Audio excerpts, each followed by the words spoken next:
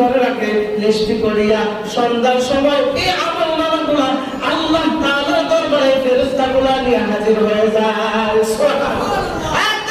আল্লাহ তোমার এই বান্দাগুলা জুমার দিন সবার আগে মসজিদের ভিতরে ঢুকছে, গোসল করিয়া সুন্দর করে পাক পবিত্র হইয়া সুন্দর করে মসজিদের ভিতরে ঢুকছে, ঢুকিয়া নামাজে মগ্ন হয়ে গেছে, নামাজে মগ্ন হইয়া তোমাকে ডাকাডাকি করেছে। আল্লাহ তুমি তার বিনিময় কি দিবা দাও। আল্লাহ তাআলা ফেরেশতাদেরকে বলেন, ও ফেরেশতারা, চিন্তার কোনো কারণ নাই, আমার বান্দা এত কষ্ট করিয়া মসজিদের ভিতরে ঢুকিয়া নামাজের আগ পর্যন্ত যে অপেক্ষা করলো, খুতবা শুনলো, এতগুলো শুনিয়া কথাগুলো শুনিয়া যে পয়সা থাকলো ধৈর্য ধরিয়া, ফেরেশতারা এই কষ্টটা জুমার নামাজ পড়িয়া যে সওয়াব তারা আমল নামাজের ভিতরে ঢুকায় দেওয়া হয়, ওই সওয়াবগুলো জুমার নামাজের আমলের ভিতরে ঢুকায় দাও। সুবহানাল্লাহ। মিনাশ শাইতানির রাজীম। বিসমিল্লাহির রাহমানির রাহিম। ইয়া আইয়ুহাল্লাযীনা আমানু ইযা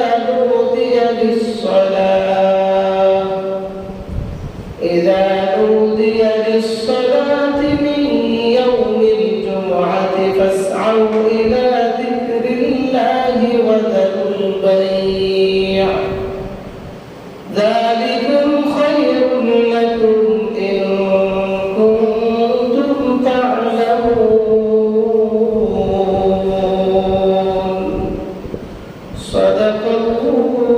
সাদাকাল্লাহুল আযীম। وقال سيدنا رسول الله صلى الله عليه وسلم: من ترك الصلاة جمعة بغير عذر كتب من المنافقين، أو كما قال عليه الصلاة والسلام.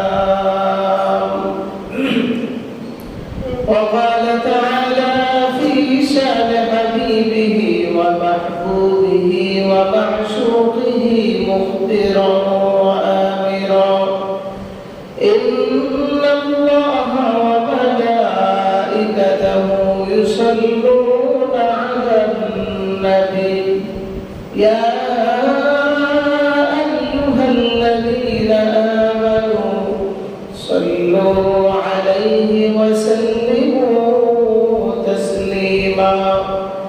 اللهم صل على محمد وعلى آل محمد كما صليت على إبراهيم وعلى آل إبراهيم إنك حميد مجيد.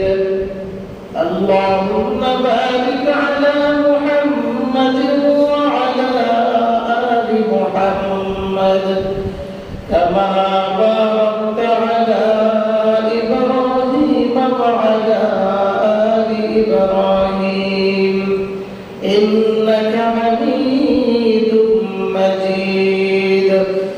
سبحانك لا علم لنا إلا ما علمتنا إنك أنت العليم الحكيم.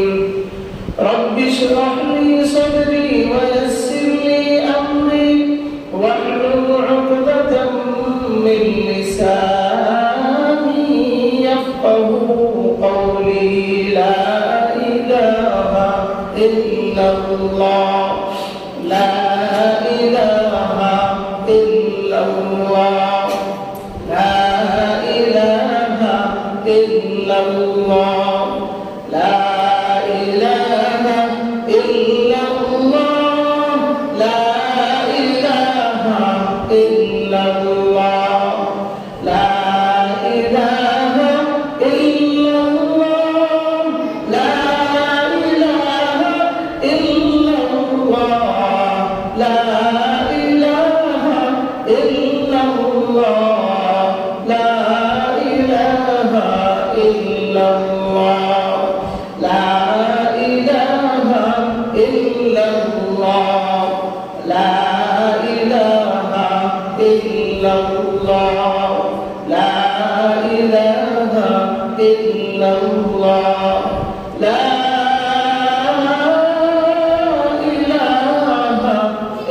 ইল্লাল্লাহ মুহাম্মাদুর রাসূলুল্লাহ সাল্লাল্লাহু আলাইহি ওয়াসাল্লাম। আলহামদুলিল্লাহ, আল্লাহ পাক রব্বুল আলামিনের দরবারে লাখ কোটি শুকর ও সুজুদ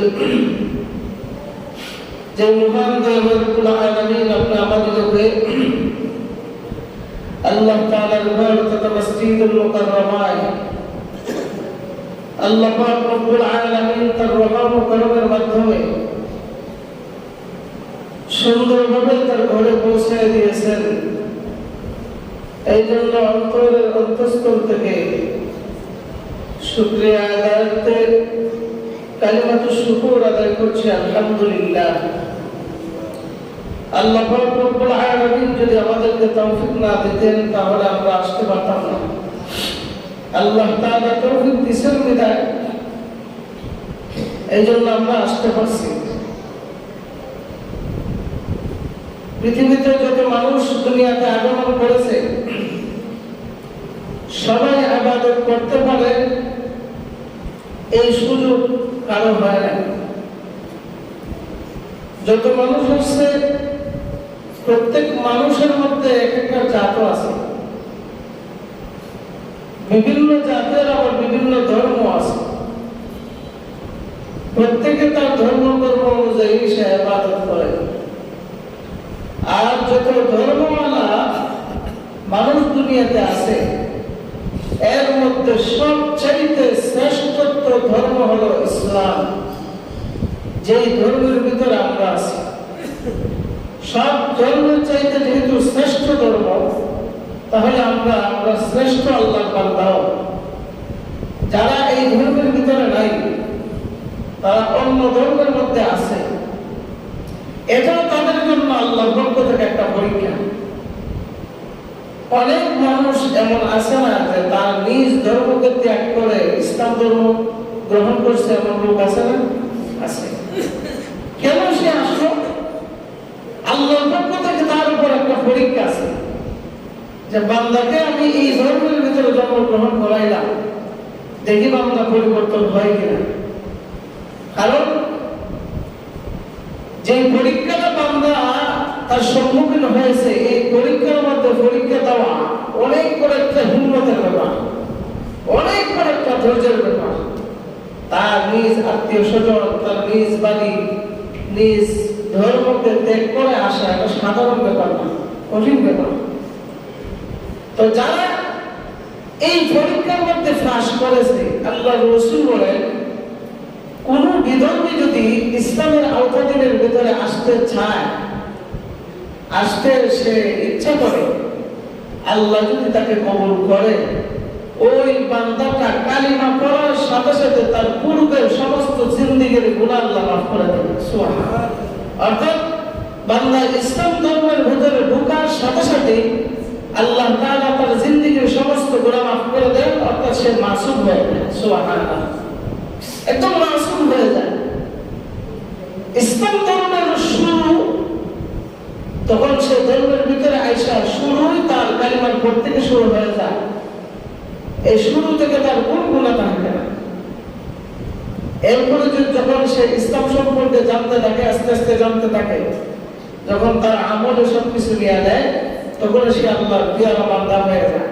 আর ওই বান্দাটা ইসলাম ধর্ম গ্রহণ করেছে। আরেক হাদিসে আসছে, বান্দা ইসলাম ধর্ম গ্রহণ করেছে, নামাজ পড়ার সুযোগ পায় নাই, জিহাদ করার সুযোগ পায় নাই, আমল করার সুযোগ পায় নাই, ধর্ম গ্রহণ করেছে আর মারা গেছে, আল্লাহ রাসূল বলেন বিনা হিসাবে তাকে জান্নাত। সুবহানাল্লাহ। তাহলে বুঝা গেল আমরা যে ধর্ম অবলম্বী, এই ধর্মটা আল্লাহর কাছে বড় মনোনীত। ইন্নাদ দীনা ইনদাল্লাহিল ইসলাম। আল্লাহর কাছে অনেক মনোনীত ভালোবাসার ধর্ম এটা। এই ধর্মের ভিতরে থাকিয়া যারাই আল্লাহর ইবাদতে মগ্ন হয়, আল্লাহ তাদেরকে কবুল করেন। শুধু এই ধর্মের ভিতরে জন্মগ্রহণ করলেই ভালো মানুষ হওয়া যায় না। জন্মগ্রহণ করার পরে আল্লাহর দেওয়া বিধান আছে, আল্লাহর রাসূলের সুন্নাহ আছে, এগুলো আমাকে আঁকড়ে ধরতে হবে। শুধু মুসলমানের ঘরে জন্ম নিলেই যে আপনি জান্নাত পেয়ে যাবেন তা না। কিছু কাজ আছে, এগুলো করতে হবে। আমরা যে ঘরের মধ্যে বসে আছি, এটা কার ঘর বলেন তো? কার ঘর? আল্লাহর ঘর। দুনিয়ার কোনো মানুষের ঘর? কেউ জীবনে বলতে পারবে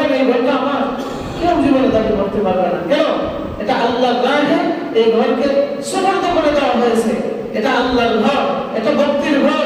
এখানে এসে মানুষ কি করে? আল্লাহকে সিজদা করে, আল্লাহকে ডাকাডাকি করে। যার যত কাকুতি মনে আছে সবকিছু এই ঘরের ভিতরে বলে, অন্য কোথাও নয়। এই ঘরের ভিতরে তাইকা বান্দা যখন আল্লাহর কাছে হাত তোলে তখন বান্দার অন্তরে একটু ভয় হয়। আল্লাহকে চিনতে সে ভালোবাসে, আল্লাহর কথা মতো চলতে সে ভালোবাসে। এখানে আসি আল্লাহর কথা বেশি স্মরণ হয়। এই জন্য আল্লাহ তাআলা এই ঘরে আসার জন্য দৈনিক 5টা নিয়ম করে দিয়েছেন। 5টা আলাম শোনা মাত্র বান্দা তুমি আমার ঘরে চলে যাও। সুবহানাল্লাহ। এই ঘরে আসতে আল্লাহর সাথে আমাদের সাক্ষাৎ হয়। যখন আমরা নামাজে দাঁড়ায় যাই তখন আল্লাহর সঙ্গে আমরা কথা বলি। আর এমন এক ঘর যে ঘরের মধ্যে একটা বিশেষ একটা দিন আছে, যে ঘরের মধ্যে একটা বিশেষ দিন আছে। এই বিশেষ দিনের ভিতরে বান্দার কোনো ফজিলতের শেষ নাই। সেই দিনটা হলো জুমার দিন। সুবহানাল্লাহ। সেই দিনটা কি?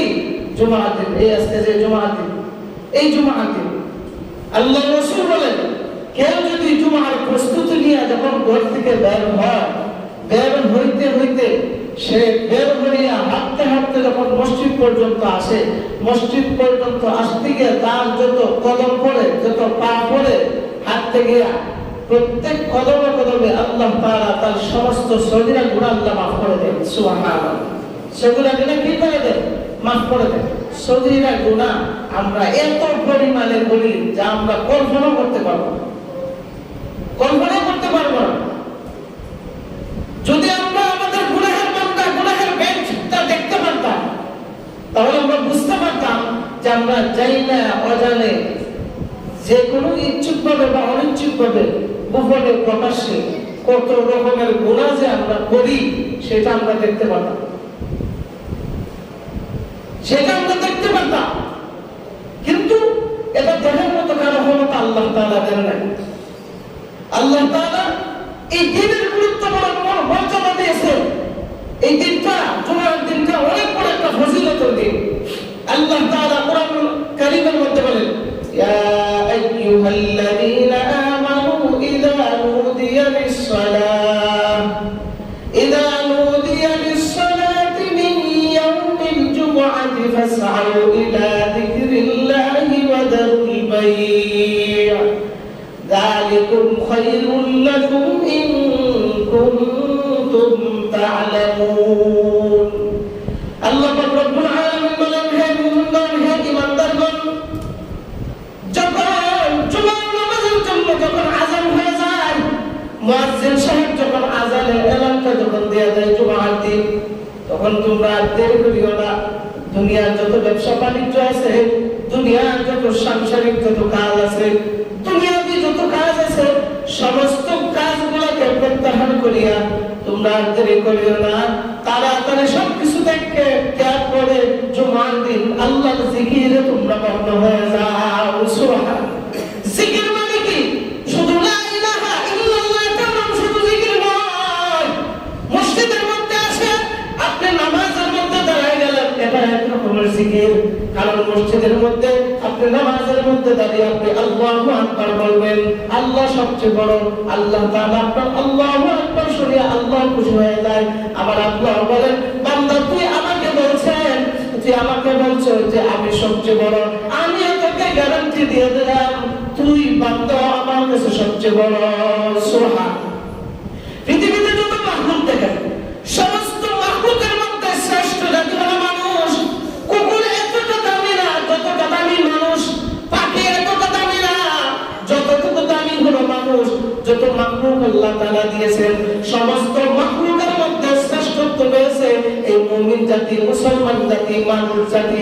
মানুষ জাতিকে আল্লাহ তাআলা শ্রেষ্ঠত্ব দিয়েছেন, কারণ তাদের মধ্যে যে ক্ষমতাগুলো আল্লাহ দিয়েছেন অন্য কোন জাতির মধ্যে আল্লাহ এই ক্ষমতা দেন নাই। সুবহানাল্লাহ। অন্য কোন জাতির মধ্যে এই ক্ষমতা দেন।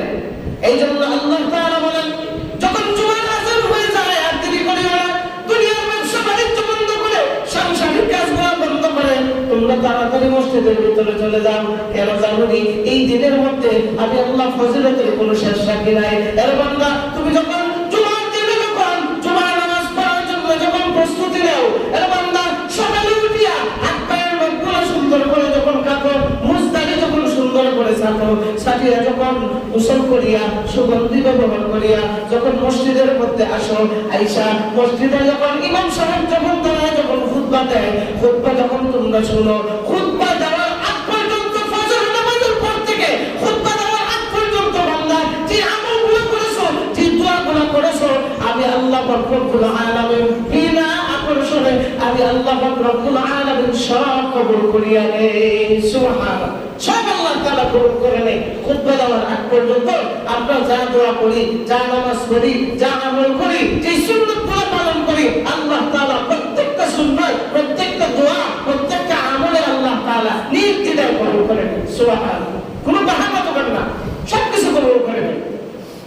শুধু তাই নয়, আল্লাহ তাআলা বলেন শুধু তাই নয়, তোমরা যখন মসজিদের মধ্যে আসো, মসজিদের মধ্যে আসে যখন মসজিদের গেটের ভিতরে যখন ঢোকো, আল্লাহ রাসূল বলেন মসজিদের গেটের ভিতরে, মসজিদের গেটের কাছে কয়েকজন ফেরেশতা, আল্লাহর রহমতের ফেরেশতা দাঁড়ায় থাকিয়া তখন দেখে লিস্টি করে কে আগে দিয়ে আসছে, কে সেকেন্ড আসছে, কে থার্ড আসছে, তারপরে কে আসছে, এইভাবে লিস্টি করে প্রত্যেকটা ফেরেশতা। সুবহানাল্লাহ বলেন, বলেন তো আগে যে আসতো ফজিলত পাইলো কি পাইলো না? পাইছে। আল্লাহ রাসূল বলেন গেটের মধ্যে ফেরেশতা দাঁড়াইয়া লিস্টি করে, আব্দুল করিম তুমি আগে আসছো, আব্দুল রহিম তুমি আসছো, আব্দুল সত্তার তুমি আগে আসছো, এইভাবে লিস্টি করে রাখে। লিস্টি করিয়া সন্ধ্যার সময় এই আমলনামাগুলো আল্লাহ তাআলার দরবারে ফেরেশতাগুলো নিয়ে হাজির হয়ে যায়। সুবহানাল্লাহ,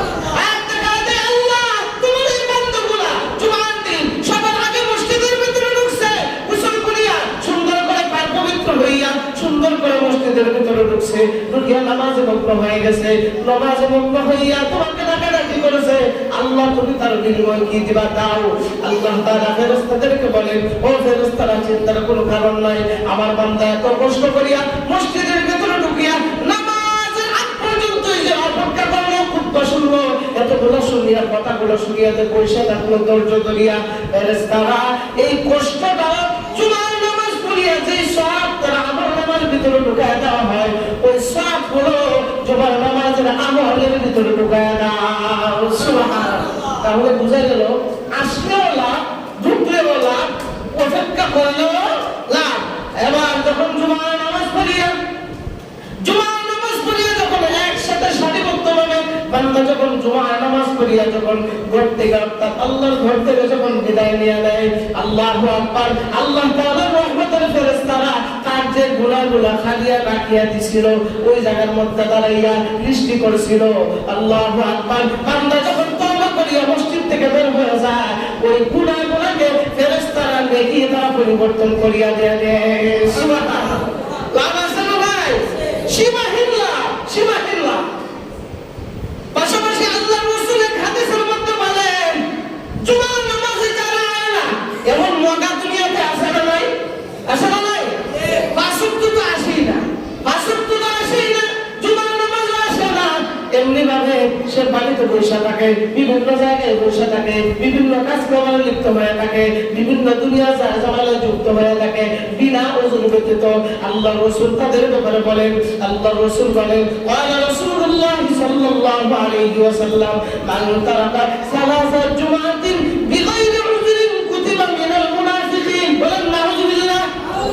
আল্লাহ রাসূল বলেন কোন বান্দা যদি একাধারে তিনটা জুমা যদি স্বেচ্ছায় যদি একসাথে যদি ছেড়ে দেয়, তার কি ক্ষতি হবে দেখেন।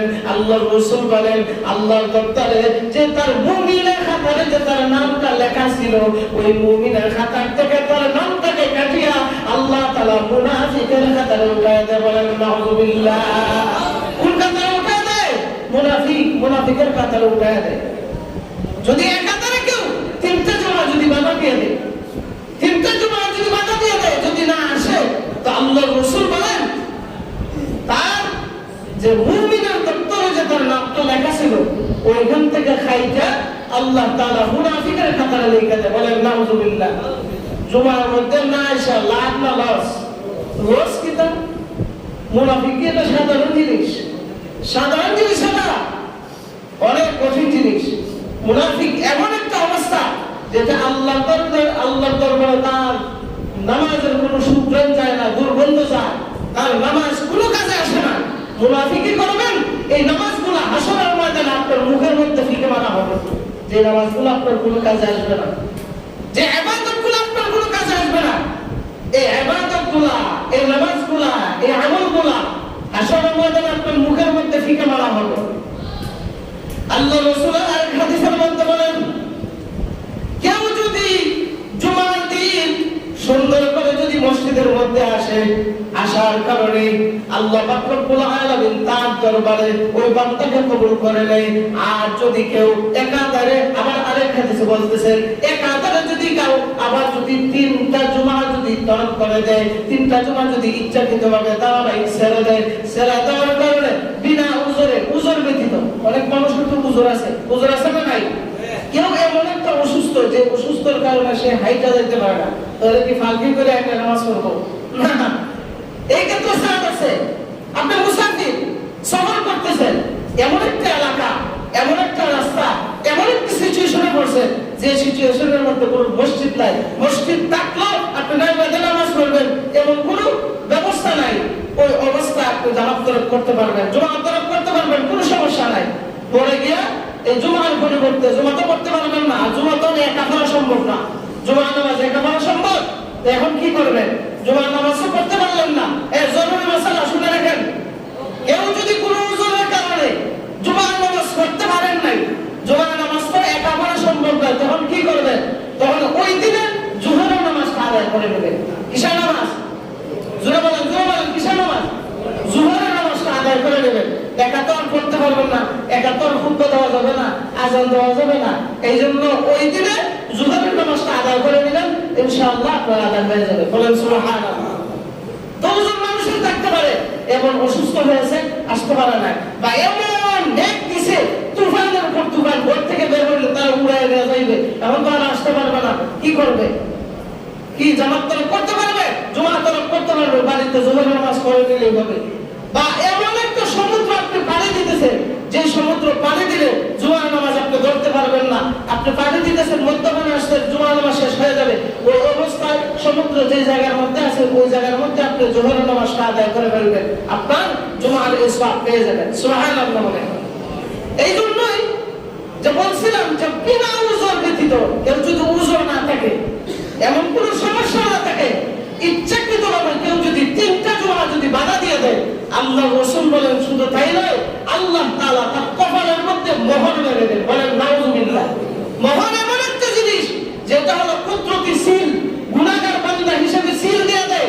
এই সিলতে যখন রহমতের কোন ফেরেশতা আপনার কপালের মধ্যে দেখে, আপনার কাছে কখনো আসবে না। এই সিলতে যখন আজরাইল আলাইহিস সালাতু ওয়াস সালাম আপনার কপালের মধ্যে দেখবে, তখন আজরাইল রাগে রাগান্বিত হইয়া আপনার শরীর থেকে যে গুনাহের একটা দুর্গন্ধ আছে, এই দুর্গন্ধটা আজরাইলের চেহারা পর্যন্ত চলে যায়। তখন দুর্গন্ধটা সহ্য করতে না পারে আয়েশা আজরাইল চঙ্গল মেরে দইরা ইচ্ছাকৃতভাবে কষ্ট দিয়ে তার জানটা বের করে। বলেন নাউযুবিল্লাহ। এই জন্য দুনিয়াতে গুনাহগার হলে লাভ না, লস লস লস। ফেরেশতাদের কাছ থেকে তো দূর গেলামই, আজরাইল আয়েশাকে আমার জানটা কবজ করে, তাও খুব কষ্ট দিয়ে করে। আর নেককার কোন বান্দা যখন মারা যায়, আর ওই সময় যখন আজরাইল আসে, তখন তার ওর বডি থেকে আজরাইলের নাক পর্যন্ত আল্লাহ তাআলা বেশকে আমলের গান ছড়ায় দেয়। সুবহানাল্লাহ। গান ছড়ায় দেয়। তখন আয়েশা আর দীর্ঘ না, সুন্দর করে আয়েশা বলে একদম ভদ্রভাবে, ইয়া আইয়াতুহান নাফসুল মুতমাইন্নাহ ইরজিই ইলা রাব্বিকি রাদিয়াতান মারদিয়া। সুবহানাল্লাহ। বলে হে প্রশান্ত আত্মাওয়ালা, হে প্রশংসনীয় আত্মাওয়ালা, হে শান্ত আত্মাওয়ালা, হে সুখেন্দ্র আত্মাওয়ালা, হে আল্লাহর মুমিন বান্দা, তুমি আস্তে করে আল্লাহর হুকুমে তোমার দেহ থেকে তুমি সুন্দর করে বের করে আসো। আল্লাহ তাআলা তোমাকে ডাকছেন, আমার মাধ্যমে তোমাকে ডাকাইতেছেন, আল্লাহ তাআলা তোমাকে নিয়ে যাওয়ার জন্য আমাকে পাঠাইছেন। এইভাবে যখন সুন্দর করে আয়েশা মুমিন বান্দার পাশে আয়েশা যখন আজরাইল বলে দেয়, সুন্দর করে মুমিনের মৃত্যু মুহূর্তের ভিতরে, সেকেন্ডের ভিতরে হয়ে যায়, আস্তে করে তার দেহ থেকে রূহটা বের হয়ে যায়। সুবহানাল্লাহ।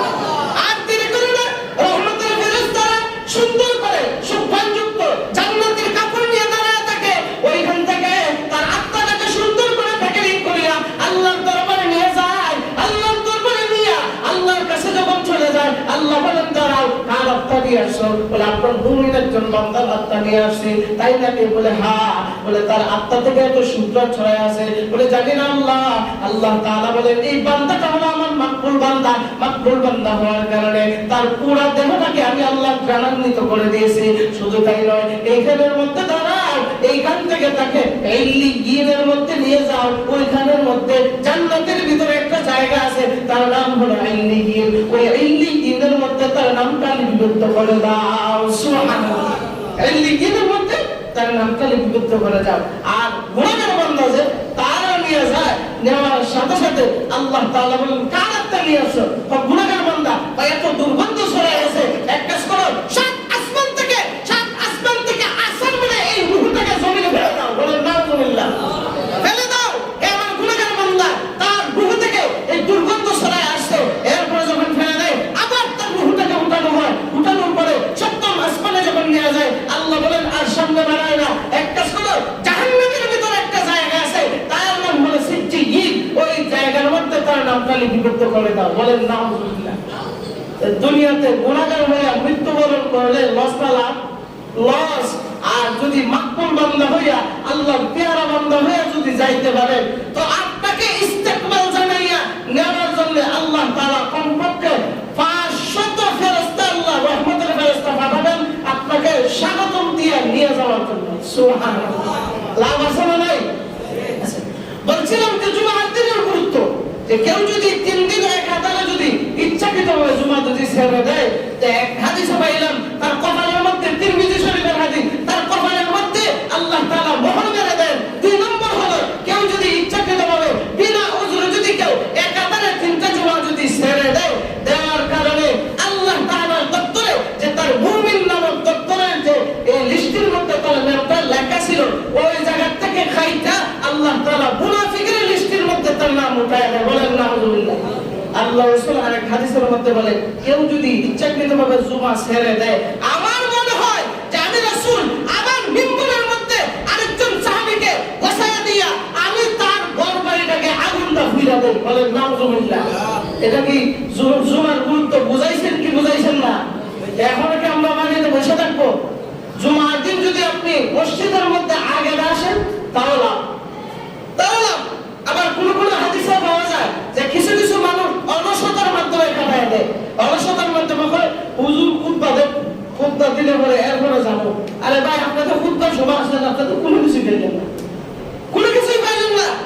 যখন থেকে আপনি বের হলেন মসজিদ পর্যন্ত আসতেন, যে নেকি পাইতেন এটা পাইলেন না, দৌড়ে দৌড়ে আসলেন। এরপরে আপনি যে মসজিদ পর্যন্ত আসার পরে ভিতরে ঢুকলেন, যে সময় ভিতরে ঢুকলেন খুতবার সময়, ওই সময় গেটের মধ্যে রহমতের ফেরেশতা থাকে না। তারা কি করে? ইমাম সাহেব যখন খুতবা দেয় তখন ওই মুসল্লিদের সঙ্গে বসে তারা জুমার খুতবা শুনে। সুবহানাল্লাহ।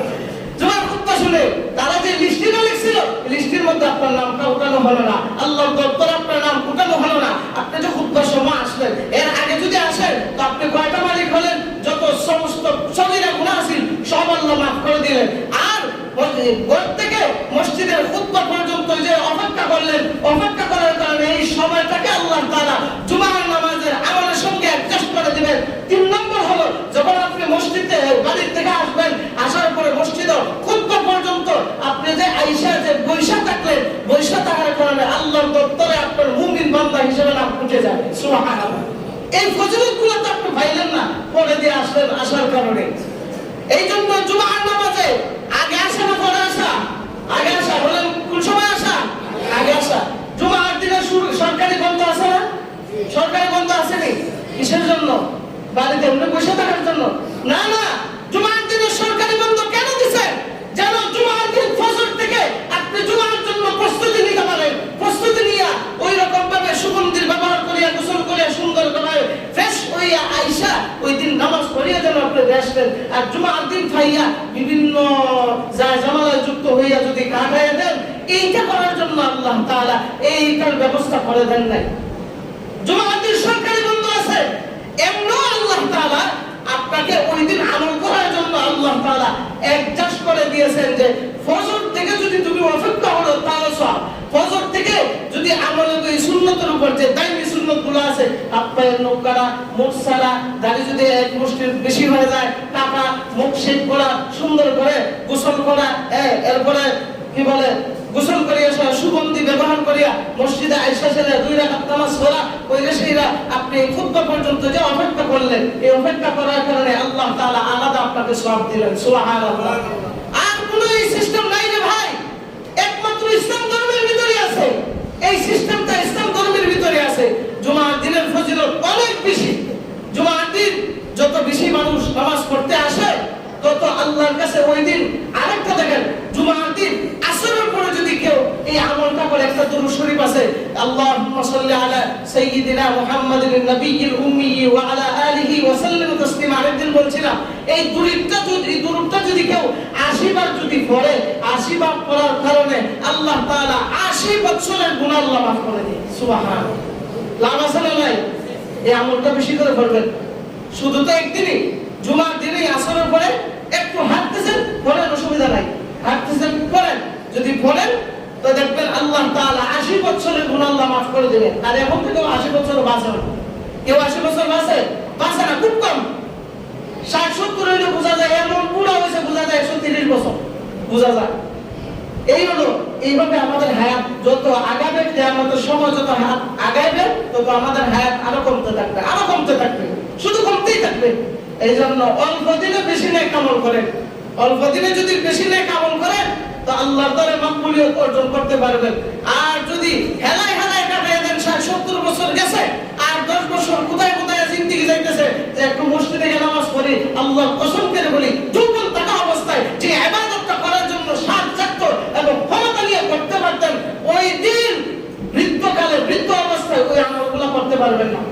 ইচ্ছা হইব, মনে সাত জাগবো যে একটু আমল করি, একটু নামাজ পড়ি, দেখবেন হাঁটুতে ব্যথা, কোমরে ব্যথা, পিঠে ব্যথা, সিজদায় গেলে চিৎকার মারে, সহ্য হয় না, ওই দিন ক্ষমতা কমে যাবে। এই জন্য যতদিন এখনো শরীরে যেহেতু শক্তি আছে ওই রকম আমল বাড়ায় দেন। আমল বাড়ায় দিলে অবশ্যই আল্লাহ তাআলা আপনাকে কবুল করবেন। আল্লাহ পাক রব্বুল আলামিন আমাদেরকে জুমার দিনকে বেশি গুরুত্ব দেওয়ার তৌফিক আল্লাহ তাআলা দান করুন। সবাই বলি আমিন। ওয়া আখিরু দাওয়ানা আলহামদুলিল্লাহি রাব্বিল আলামিন।